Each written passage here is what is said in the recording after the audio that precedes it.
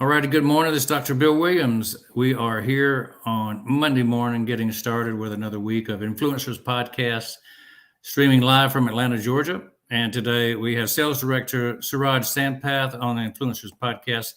I want to bring him on right now and say, welcome to the show, Mr. Sampath. Well, thank you, Dr. Williams. It's a pleasure to be here. You bet. Suraj, I want you to kind of give us a review of how you got into the sales business, the career you're in, the path you took. And we're going to talk about some exciting trips through the land of sales and your type of focus. Let's start with how'd you get into this?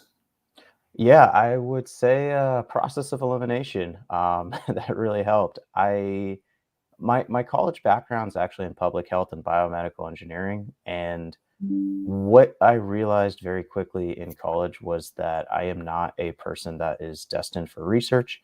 Definitely not someone that likes to be in a lab. I had the chance to work with and volunteer with a few public health nonprofits, and while I really do appreciate the work they do, I just realized that this was not where I fit in.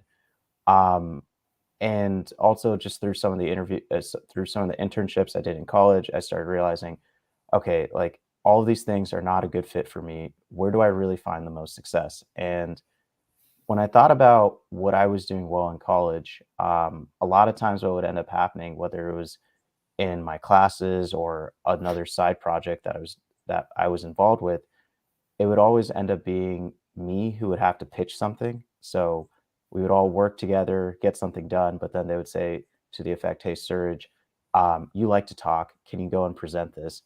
And eventually I just turned into that person where it was just, okay, I'm going to be the one pitching, pitching, pitching. And then I realized you could actually make a living doing that. And that's when I realized, okay, maybe this is where I should be instead of trying to force myself into a research or a technical environment. And that's really how I got my start. Sounds like you were a people person. You realized it early, and you moved beyond the lab bench, the lab rat business. 100%. And I also just think it was a bit of an accident a couple of times. So, um, if- you know, I really have to say thank you to my research professors who had so much patience with me, who allowed me to be in their lab. But I think they could also tell, hey, I don't think you're a good fit for this. So I'm glad we were all able to figure it out very early on. Yeah. Did you have any kind of a failure story that kind of led you to move toward this sales position, or did you learn something from your actual first sales position that allowed you to recover and do well over the next couple of decades? I would actually say so. It's interesting because my greatest failure story is more so a matter of understanding what I was and wasn't a good fit for. So in my family, it's really interesting. I'm actually the first person in about 50 or 60 years that does not have a technical education or technical background. And it was really alienating at first just because, every single person in your family is either an engineer or in healthcare or some sort of very technical accounting position. And then you're just there saying, oh, I think I'm going to go into sales. And I think the big thing that it showed me was, hey, what really works for others might not really work for you. I'd be lying if I said that it didn't put a huge chip on my shoulder because it made me really want to succeed because I was just like, hey, you know what? Just because I'm doing something totally different doesn't mean I can't do well here. So um, I would say that was my quote unquote biggest failure, just because feeling like you weren't part of what you were supposed to be doing it was a huge hit. It did feel very weird, but I'm glad that things worked out the way it did. Yeah, you really have to be motivated internally if you're in sales. And I know that's probably why you have succeeded. Tell us some more about what is the internal motivation for you to move forward, get up every day. Yeah, I mean, money is a part of it. So, I mean, a lot of folks in sales do want to be there. But if you really want to go a bit deeper, I think it's just the ability, in a sense, to um, It's a couple of things. One is I really think at its highest level, sales isn't so much about selling as it is matching an appropriate solution to an appropriate need. And it's a really magical feeling when you find out that what you've sold is really helping somebody else. Like whether it's allowing their business to run better, sometimes because of your solution that they picked, the person you're working with actually gets promoted. Sometimes it's just knowing that you helped save someone from a huge pitfall. And that's really a huge motivator because you want more, you want to be able to do more of that. And it's also what allows you to stay in the game in the long run because if you're just doing this purely for money and you don't really care about what happens after, nobody's going to want to work with you. Um, and when you realize really early on, when you're motivated by your clients' success as much as your own, it really makes the role a lot easier to do for yourself. I could really identify with that. As a dentist, I was in practice 46 years, but I was a teacher for 35 years with dentists. And the last 10 years, I did a mastermind where I taught dentists kind of like the number one things that I learned over those 46 years to make success happen. And I help people double their practice. And, you know, on one hand, you, you benefit patients by giving them a technical result. But on the other hand, it's a real charge to help a practice and another professional increase their productivity through, the sales process. So I can understand 100%. where you get your motivation, and it's really important for people to identify what motivates them internally so they'll be more successful. 100%. And you also just feel better doing it that way. I think when, there is something super satisfying about seeing a contract get signed, but that's very momentarily. Like, it's funny because it doesn't, like, even some of the largest commission checks I've had, it's you're happy, but it's only for it might be for a few hours, might be a day or two, and then you're already thinking about the next one. But what gives you happiness is when, that client reaches out to you, a few months later, a few weeks later, saying, "Hey, this is awesome. Like, thank you so much for working with me. Like, thank you for actually caring. Like, thank you for doing what you were supposed to be doing." And that it's hard to it's money doesn't really get you that as much. So I'm always hoping that whatever I do gets me there, and that always makes me feel great. Yeah, I always enjoyed the feedback mechanism that 2 or 3 months or a year or two later, they said, I had my best month ever, my best year ever, thanks to what I learned. Mhm.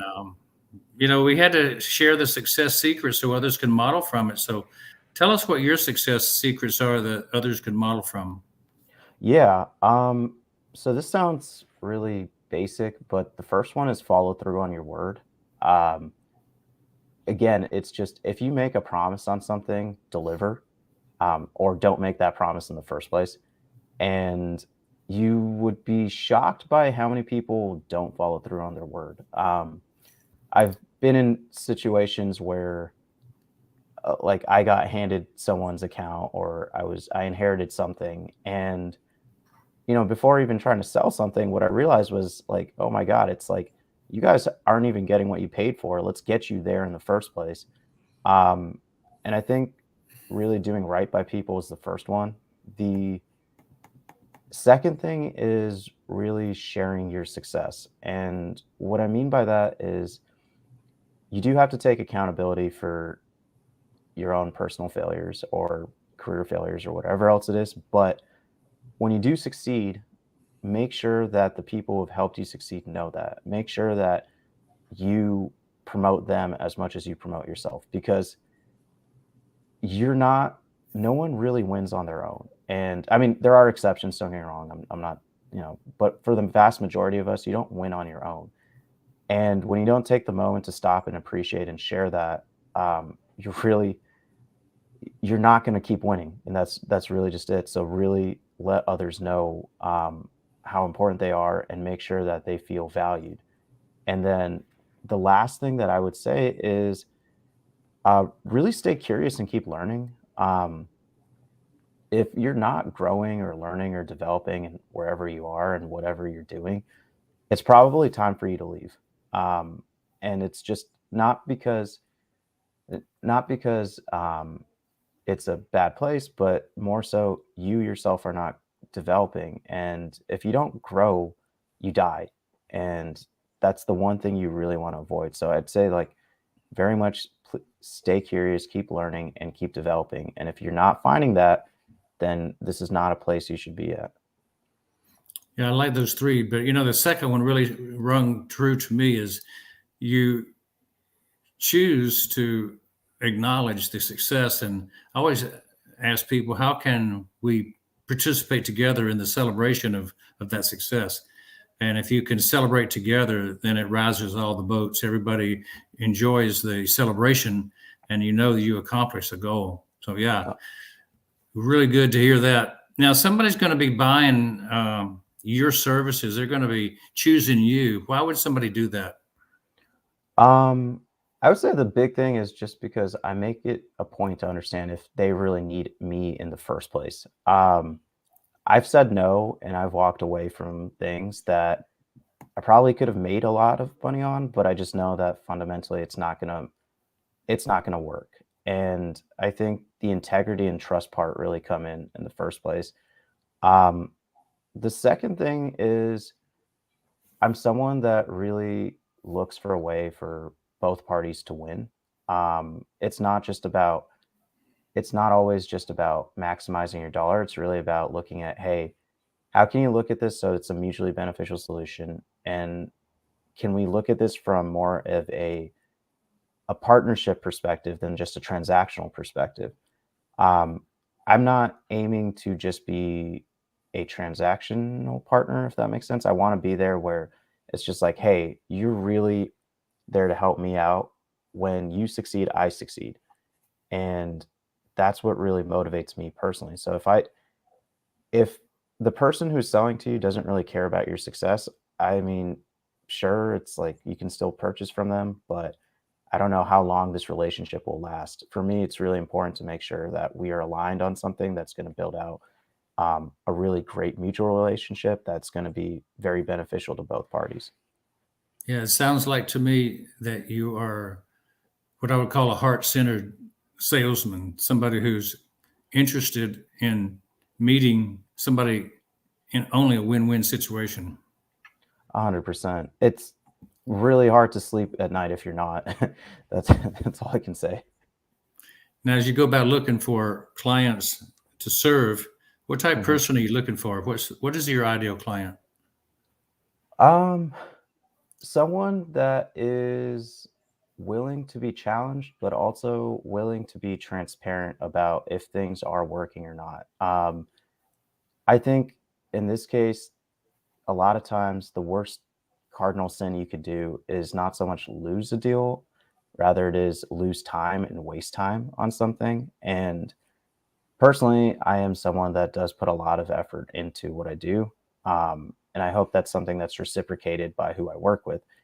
And if I'm working with someone who is just trying to test things out just for the sake of testing things out, it's probably not going to go well. But if I can, the same level of transparency that I can have just to let you know, hey, I don't think this is a good fit, I'd expect my client to have the same level of transparency with me. Now, do you go out and search for clients on your own to find these ideal clients? Do you use particular methods to comb the social media? What do you do?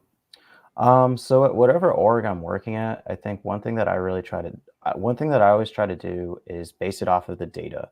So I try to look for clients that have fit a pattern or at least a profile of people that we've serviced before. That way, so that helps for a couple of things. One, we know that this is not going to be a first time use case where it's just like we think it could work, but we don't really know. And you don't have to make these very risky promises. Um, Two, I think it also helps to understand just modeling things out from a perspective with the client's potential growth, just to see if, hey, based on what we've seen before, this is what you can expect to reach at these levels. And if we can provide the same level of service, this is what we hope for you to do as well. And so my whole thing is look for where there's been wins before and see how you can expand on them and sort of expand on them. Not only, sorry, see where you can bring in other similar wins like that and also expand on areas where you haven't expanded in before. Yeah, you said you work in the tech area, and you said you don't want to work on things for the first time. You want to grow your experience to benefit your client. So, what kind of Mhm. well-defined products and services have you sold or represented in the past? I would say the two that really come immediately to mind. The first one was probably DocuSign. So that was two companies ago for me, and part of it is just because it works. You really understand how it benefits somebody, and you can see what it can really do for folks. Just because whether you're an end user of it, whether you're selling it, you can see very quickly how fast it's going to help someone's compliance process, sales process, and legal process. And you feel confident knowing that what you're selling is actually helping somebody. Um, the second one I would say was actually a company called ThoughtSpot. So what they do is self-service analytics, and it's interesting. I didn't really when I was at ThoughtSpot, I'd never been in the paradigm that they described as being the person requesting data or access to data. And then when I joined companies after, I started realizing, oh, this is why it's so helpful because now I'm literally dealing with the problem that they have been describing. And so in both cases, what I really noticed was that they focused on solving a particular problem. They had a very unique offering, and they've had hundreds to thousands of success stories where they could show this is exactly how we'll help you out, and this is where we are going to be providing the most value. And then so I would say those would probably be the most well-defined products and services that I've sold. All right. Looking back at all the places you've served, worked with, and products you've represented, what's Mhm. your technique or the best thing you do to crush your competition? Um, this is gonna sound really funny, but the first one is show up. Uh, I actually had that happen at DocuSign a few times where my clients just said, "Hey, you were the only one that followed through, and we're gonna go with you." And it was just kind of shocking because I had moments where I had all these presentations prepared. I was just thinking about, okay, these are all the objections that I'm going to have to deal with. Like, I know who to bring in, how to talk about this. And they just said, well, you were the only one that responded to your emails. And it was, it felt a little weird just because I was like, you sure? It's like, it's like this, okay, you'll sign, that's fine. And um, I, it was very anticlimactic, but I think that was the first one. The second one is, as far as crushing your competition, is acknowledging that you don't know everything, but you do know the people who do know what you need to know. And what I mean by that is, sales is very much a team sport, and after a certain point, what your role becomes, especially in these larger transactions, is guiding people through a process and also bringing on the right stakeholders to help talk to their challenges or problems. And your role in whatever org you're in is not just to be a expert on your product, but an expert on your organization. If you don't understand who knows what they're looking for, and if you can't pull them into a deal or in front of your client, then what use are you to the person you're working with? Because all that tells me is that when things may or when things go wrong, and they will, you're not going to be the one that's going to have enough juice to bring someone on board to help them out. So make sure you know your product well, but also make sure you know your organization incredibly well. I can't believe anybody could get better answer than that. That's great. Show up. Success is 90% of success is showing up. So yeah, I agree with you. Uh, Sales is a team sport. Of course, you can't do it by yourself. You got to have backup and knowing your product and your organization. Very good points of view. And any person that's in sales trying to move a product better be an expert in product and organization. Helps A out. hun- a hundred I like percent. it. Let's look at platforms that you like to use to promote and grow your companies. What do you recommend or use a lot? If I'm a sales rep, I would say, the first, and I'm not being sponsored by any of these organizations, so I'm going to start off by giving that disclaimer. If you don't have outreach, good luck. It is a tool. So outreach is a tool that enables you to basically um, prepare your email sequences, create flows so that you can reach out to your prospects or your customers, and it helps organize your life so much better than most other tools out there. So I'm a huge advocate for outreach. I would say the second thing is LinkedIn Sales Navigator. Um, if you do not have that, I do not know how you're finding people, and it's just impossible to scale your business without it. And then I would say the third is probably something like a gong or a chorus. So being able to record your sales calls, understand what may or may not have gone well, and being able to review those for feedback is hugely important.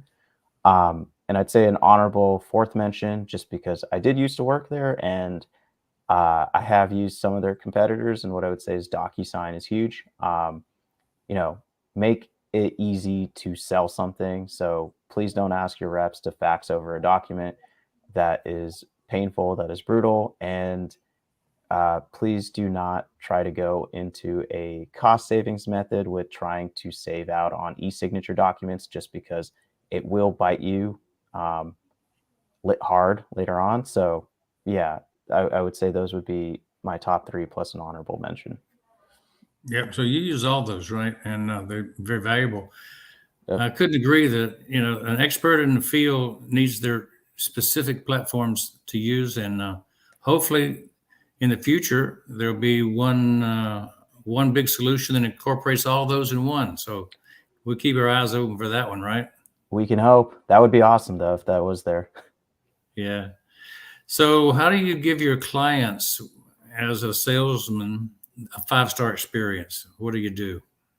That's a great question. Well, the first one is understanding if they should be your client in the first place. So if there are some people out there that are really excited by what you're selling, but there's not really a real need for it. And you have to be able to understand if you have to be able to suss out the difference between excitement and actual value. Um, and then the second thing is really making sure that whoever you're working with, especially for these larger transactions, they are very well connected to different people at your organization. Um, but at the same time, you're also connected to different people at their organization. I think one thing that's always helped is multi-threading. So making sure that your executives are aligned with their executives and vice versa. Just because I think that's what really helps build a great partnership. It's not just a one-on-one relationship. The second one is really making sure that your client is the hero. So if this is a transformative solution, if this is big, let them make them feel like that. Let them know that, hey, what you're doing really does matter. Let them know that what you're delivering is going to bring significant value. And you yourself, because you're working with me, you're going to benefit from this too.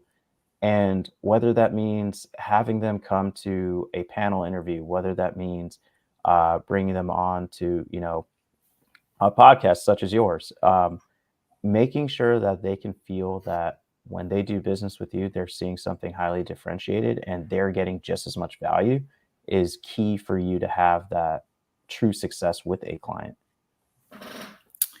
No doubt those are going to be very acceptable to clients for that to happen. I'll give you one example. I interviewed a marketing firm the other day, Uh-huh. well, a month or two ago, and it turned out that this last week I had a interview with somebody to come on the podcast who was their client, and so they were working on their client's behalf to get them on my podcast. Oh, wow. That's So awesome. it was like, hey, they're doing their actual job. So I Yeah. really appreciated seeing a referral. And that leads us to the next question. How do you turn your clients into brand ambassadors like this lady did and brought her client to our attention so that we could then interview and talk about them on a worldwide basis? That's a great question. I think one thing to do is obviously you have to be good at what you do and you want to make sure that they've gone through a great experience themselves. But in the case that they do that, it's to really make sure that you have some level of recurring touch point with them after the actual the sale. It's not just a hey, like, hey, well, you've now closed and that's, we're done with our business. We're going to move on. It's more like make sure to check in on them, make sure to see how they're doing, talk to them, understand how satisfied are they feeling? Are they having concerns with things? Is there something else you could be doing? And also try to get them involved in whatever it is your organization is doing. At DocuSign, one of the things that I did was that when we had our DocuSign conference, I was actually trying to see if I could have people I've worked with speak there and just have them present on their own. And I thought that was a huge win for them just because when they're going out there to speak, it really showed that, hey, like we value your input. It really shows that, hey, like we do think you are someone that matters, and we really want you to share what your experience was like with us, and we want you to talk about it to all these other prospective customers and anyone else that might be watching. And so I think what it really comes down to is stay involved, but also, you know, make it fun for them. And I think that's what really helps. I thought that was very important what you said just now, and I even wrote it down. I love this. It's have a recurring touch point. It follows right up with your initial statement of how do you succeed. You follow up, Yep. and without follow up, all your efforts in the past are lost. The money's in the follow up is what we always heard, and it's true. 100%. Um, Go ahead. no. I was going to say it's funny how it's funny how accurate that is just across like all types of sales as well. And I would acknowledge that's been my weakness over my teaching career, selling programs, masterminds, Hmm. online programs that I've done for 20 years. Follow up was my weak point. So I recognized that it was my weak point, and I can create content like crazy. I can deliver content very well, but it's the follow up that is the failure place for me. And anybody who can bring on salespeople to follow up and close the deal, that's where the money's made. 100%. I cannot agree more with that. What about your personal life? What are you grateful for today? The first one would be relationships. I'd say family and friends for both of them. I'm one of the old CROs I used to work with at a ThoughtSpot. His name's Brian McCarthy. He had this really great point about having a set of champions in your life, not just in the deals you work with, but also in your internal life. And I thought that was a really practical point just because, you want to surround yourself with people that really want you to succeed and that really care about you. Um, and so I'm really grateful that I do have a lot of those relationships today. And I'm happy that I've been able to maintain it. I'm happy that they've grown to where they've got to. Um, I would say the next thing is just we're pretty blessed to be in the States. You know, I know it's not an easy time right now. It's just with everything that's going on, like I've been affected by it as well. And I still have to remind myself we're still here. It could be so much worse. Um and we're very privileged to be in the States. Like I think just there's a lot that we have here that you don't have anywhere else. And so I still think the ability to have those opportunities is something that I'm really grateful for. And then I'd say the last one is health. I'm healthy so far, knock on wood. Hopefully nothing happens. My teeth are good, by the way, Dr. Williams. So at a recent checkup, my dentist said I was good, but I'd say my health too. So just having all three of those, like relationships, opportunity, and health. I don't know what else I can ask for. So give us a little insight. How do you start your day? I check my phone, I look at my emails, and I see what I need to do for the day. And then while I am waking up, I'm either mentally creating a checklist of all the things that I want to get done, and then I write that down just to make sure that I can get through it. But that's usually it. Yeah. So you have long-term goals and you have short-term goals. What do you feel like if you don't make this goal, what happens in your mind? I think the big thing is understanding why I didn't make it. Um, and I think that is something that I've been getting better at, which is, how do I take accountability for what I did do and what I didn't do? Sometimes, yes, it's like uh, sometimes, and actually a lot of times, there are a lot of things outside of my control, and there was nothing I could have done. Um, it's like no matter, like, there's no point in beating yourself up about it, and it's really making sure that you learn from that experience. But at the same time, there's also a lot of opportunities for where you could have done better. You could have sussed something out quicker, and you should have made it a point to pivot or change your tactics. And so I think for me personally, if I don't achieve a goal, my first thing is to really understand why I didn't achieve it. And the second thing is to really see, okay, what can I do to improve upon and make sure that I get there? And I think that's what's more important for me. I'm not perfect by any means, and I'm definitely far from perfect, but I'm going to make mistakes. I'm going to screw up, and that's just normal. What's more important is, am I making the same mistakes? And if I'm making the same mistakes, that's a problem. But if I'm just making a lot of mistakes for the first time, then I've just found a lot of things that don't work, and now I just know what to do to iterate and improve and get to where I want to be. This is a very pertinent question. We just have round after round of layoffs among the Hmm. tech companies, particular. The retail industry is going down the tubes. Many stores are closing. A lot of jobs are being rearranged and eliminated even.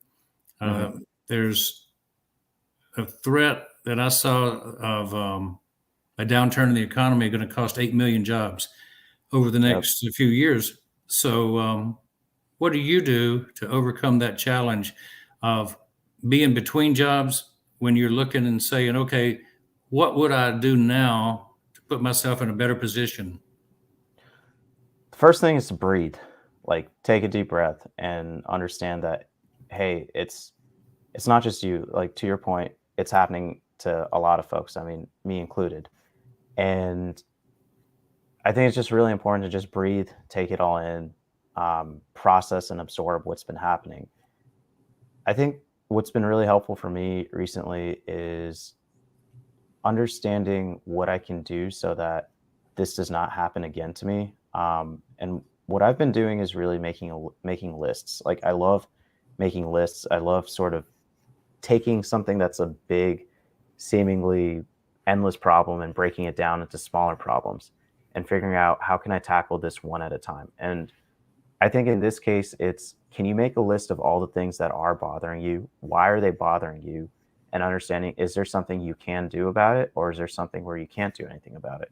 And I feel like having all that on paper and visualizing that is a lot easier than having it sort of endlessly go, in your mind and constantly worrying you. And for me personally, having that is how I really deal with things, just to know, hey, this is what I'm thinking about. This is the best proposed course of action. This is what I need to do to get there. How do I get there? And so that's really what I do. I don't know if it's really the most motivational thing, but I feel like it is practical and it's been helping me a lot.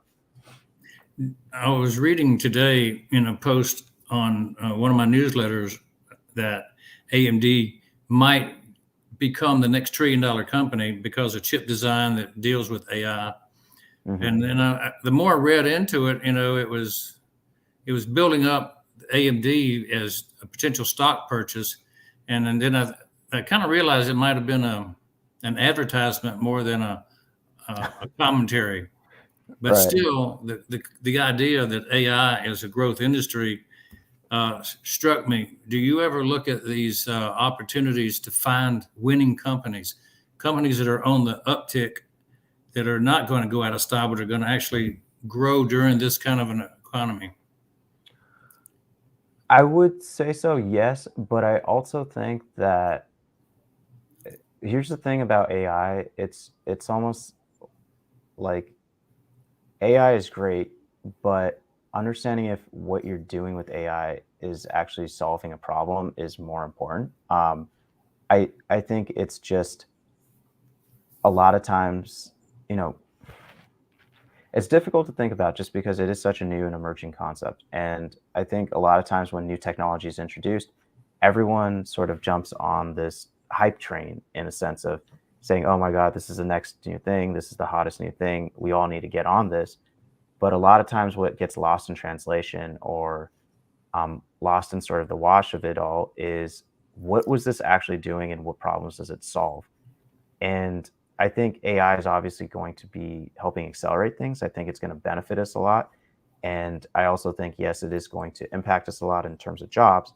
But for me, if I see anything with AI, I really want to understand, is this something that is actually going to solve a problem? Or is it just, you know, just is it just something that's not really going to be beneficial? And like while AI is important, I think what's more important is understanding if AI will actually enhance something's roadmap or if it'll hinder something's roadmap. And I think that's more valuable to understand. Yeah, if it offers a solution, Hmm. it will benefit mankind, Yep. and that's what we look for. I agree. How about your advice? Now you're looking back on your life at when you were 20 years old. You know, you knew less than you knew now. What would you say to your 20-year-old self? Here's what I recommend you do, my friend. Sometimes I wonder if I actually do know more than I did at 20. I feel like the more I know, the less I realize I know. So um, you're being generous there. What I would say is I think the first it sounds kind of cliche, but I think comparison really is the thief of joy. And I have probably, and I still do a lot, is I struggle a lot with comparison in the sense of I'll see people succeeding, and then I will do this thing where I will basically reverse engineer their ages on LinkedIn. I'll look at where they were at my age at that certain point, and then I'll just, I'll make myself miserable because I'll just say, oh my God, it's like, I'm not here. I'm not doing this with my life. I'm not blah, blah, blah. And I think what's more important is when you realize that you have to understand what works for someone else doesn't is not necessarily going to work for you. And more importantly, just because someone is doing something else does not necessarily mean they're happier than you or that'll make you happier. And I think if I could have redone certain things, I would have just let myself know, look, focus on what's going to make you better. Don't worry about what everyone else around you is doing and think about what the next steps are. And it's taken me a while to get that. And it's something that I still have to think about. But I'm definitely a lot better at understanding, okay, it's not just comparing yourself. It's really understand, look, like this is what you need to do to get better for yourself. And this is how you're going to get to your long term goals. Um, what someone else did, that might have worked for them and that might get them to their goals, but there's no real data to show that it's going to get you to yours. So don't worry about it. And then I say the second thing is just have fun. Like just enjoy yourself when you're able to. I definitely did, and I'm definitely glad I did. I think there's a lot of moments where you just say, "Screw it, just go out, do something, have fun, and like do things that you normally wouldn't do." I mean, within reason. I'm not advocating doing anything too crazy, but what I'm saying is just enjoy it. Life is short; it goes by fast. One minute you blink, you're in college. The next minute you blink, you're 31, and I imagine the next time I blink, I'm going to be 44, 45. So enjoy it and appreciate it while you have it. I can't believe you could have had such a lot of experience in such a short time. That's great. I, Get out of I town. You're saying get out of town, do something fun, go yep, down to Half Moon Bay, do some surfing, go up to Muir Woods, 100%. Sonoma, and Napa Valley are calling. Drink some wine. 100%. Do it Life's all. meant to be lived. I love the San Francisco Bay Area. It's a great place. Oh yeah, definitely. Muirwoods, I highly recommend it. Same with Sonoma. Best. I still think we have the best wine in the country, but I'm more than happy to debate someone on that over wine. So yeah. Yeah. Just sit on your boat in Sausalito and watch the ships go by. One day. But yes, I think that is honestly, it feels great to do it when you're able to. What about your living mentor now? Do you have somebody you kind of follow? You alluded to that earlier. I would honestly say, my uncle and my dad for two different reasons. Um, my uncle, just because he really showed me how if you want something in your life, you have to go and get it. No one is going to hand it to you. Um, and the thing that's funny is that when you start changing your mentality and you start having your actions follow suit, you'd be surprised how many things can fall into place. I'm not saying it'll always fall into place, but you'd be surprised more often than not they do. Um, and then with my dad, I think what I really learned is the uh, the art of not allowing your work life to change who you are. And I don't know how he does it. He's been a engineer for 35 plus years as an IC, and that is a really hard thing to do. But I don't think it's ever truly impacted his his state of being, like his emotional happiness or anything else. And I think that's a really powerful lesson to take from it, because for him, it's not, life isn't just work. It's a huge part of it, but it's not everything. And I think when I think about both of their perspectives and how they've approached life, I think those are really powerful lessons to take with you to whatever you're doing. When you look back at your life, as a retired gray fella, like your dad or granddad, what do you want to be remembered for, Suraj? Uh, Knowing that I cared about what I did, and what I did really did help others. I think that the best, I think the best moments in my life so far have been when someone's reached out to me and they've asked for help, and I've been able to help them get somewhere. Um, and just being known for someone that did pay it forward. A lot of people took a chance on me and they didn't ask for anything. They just basically said, "Hey, like, the one promise that I want you to keep is that you do keep paying this forward." So I hope that whatever I did, I started a chain of paying it forward for the next few generations, and that's all I want to be remembered for. Can't be anything better than that. Just build the next generation. How can we 100%. support you at Influencers Podcast and our big audience that we have that's growing larger? And we're in 200 countries already, and have many, many, many thousands of people who see this. How can we support you? And you got any kind of links to your uh, LinkedIn or anything like that? Let us know. Yeah, so as you know, I'm back on the job market. So for anyone who's listening and they are looking to hire a hungry and ambitious sales rep, please reach out. And someone that really does care about customer outcomes and satisfaction, again, please reach out. And the other thing I would say is just please keep paying it forward, Dr. Williams. I really love this format. It's awesome. It's really cool to see people being given a platform to do things like this. And so, just being able to constantly keep doing this is the best way to support.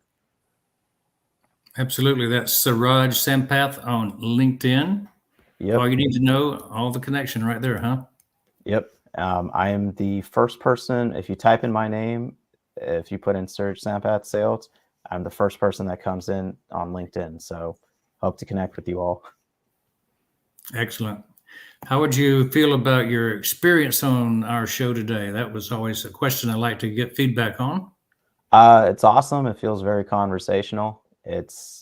Um, it's cool. It's I don't get the chance to share my story very often, and so whenever I do get the chance, I'd love it. And this felt great. It was nice to not just talk about professional success, but also personal success. And so thank you for that opportunity, because No, we don't get to do this very often. yes, you're welcome, Suraj. A lot of my conversations with people end up being more personal than they usually get a chance to exhibit online, because they're usually talking product and company, and it's really more dry. And we want to know really about who you are as much Right. as the product you represent. So thanks for sharing with us. 100%. But yeah, I'm gonna give you the appreciate it. last word. If I would say, oh, Dr. Williams is still there. So last word is stay curious, keep learning, keep working, and stay positive. Things will work out. That would be my last word. Stay positive. I like that. That is always the best word, even if it's the last word. I always enjoy positivity. So thank you for being on our Influencers podcast today, Suraj. I look forward to more connection with you. And our audience has been blessed today with your presence. So we'll see you all on the next Influencers podcast coming up later this week. So you guys have a very good start to the week this Monday. Take care. And this is Dr. Bill Williams signing off on the Influencers podcast. Awesome. Have a good one.